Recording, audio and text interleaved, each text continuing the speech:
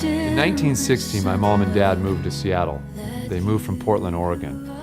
And my dad was an aerospace engineer and, of course, was excited. Imagine moving to Seattle with Boeing and rocket research and all of these high-tech places. And the whole world was going crazy about space travel and the idea that, man could make it to the moon and man could maybe one day, colonize Mars. We were thinking big in those days.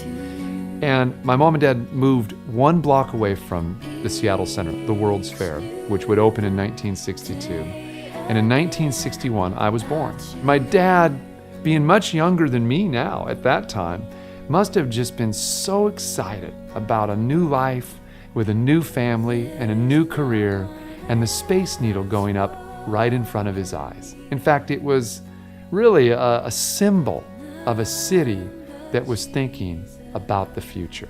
I love the Seattle Center, hanging out at the fountain, trying to run up the fountain and not get wet. Of course, the whole idea as a kid was to actually get wet when you ran up the fountain. But the rides, the Space Needle, going up the elevator in the Space Needle. I mean, just the view as you go up. I remember being scared as a kid to go up that elevator. And then the observation deck, being able to see the city that you live in and to walk all the way around it and see the full view of the city.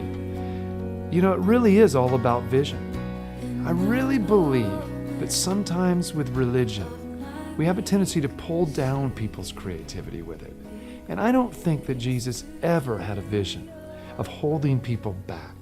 I think his vision is like any healthy father, like any healthy dad, to see his kids get a vision for the future and to dream big.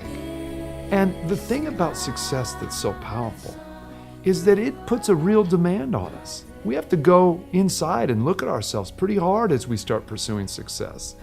When Christians teach against success, I think it's one of the most foolish things we can do because, in a sense, there's so much God to be found in the journey towards your vision and towards your success.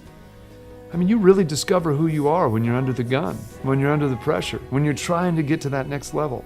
My hope and prayer for us is that we would take a lesson from really the creators of this thing we call the Space Needle.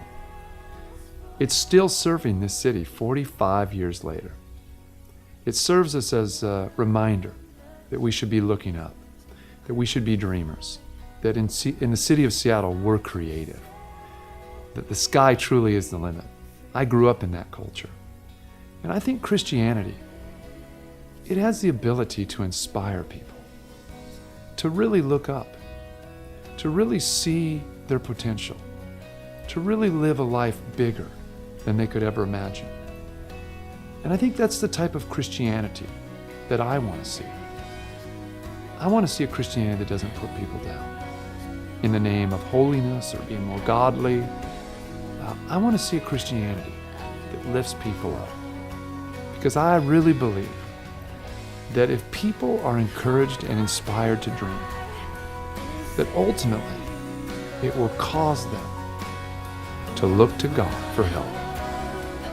And when God and man connects together, that truly is the greatest miracle that you'll ever see.